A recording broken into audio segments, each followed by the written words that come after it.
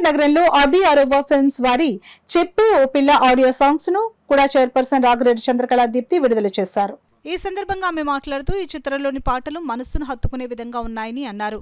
కాకినాడ నగరానికి చెందిన బొబ్బిలి అభిషేక్ నటించిన ఈ చిత్రం విజయవంతం కావాలని ఆమె ఆకాంక్షించారు. ఈ కార్యక్రమంలో చిత్ర యూనిట్ సభ్యులు తదితరులు పాల్గొన్నారు. అది చూస్తే సాంగ్ వింటే చాలా హ్యాపీగా ఫీల్ అవుతాము. ఎందుకంటే అంత బాగా అంటే మనసుకి ఎంత బాధ ఉందో అంత బాధని కూడా చూపించే విధంగా ఈరోజు ఆ సాంగ్ని వాళ్ళు రాయడం దాన్ని తీయడం అన్నది చాలా బాగుంది. అభి ఆరో ట్యూన్స్ వారికి మా తరఫున అందరికీ కూడా congratulations and all the best. అంతేకాకుండా ముఖ్యంగా ఇందులో అభిషేక్, బొబ్బిలి అభిషేక్ అనే అబ్బాయి మన కాకినాడ అబ్బాయి. ఆ అబ్బాయి ఫస్ట్ ఇందులో యాక్ట్ చేయడం జరిగింది. ఆ అబ్బాయికి కూడా మా అందరి తరఫున కూడా congratulations and all the best.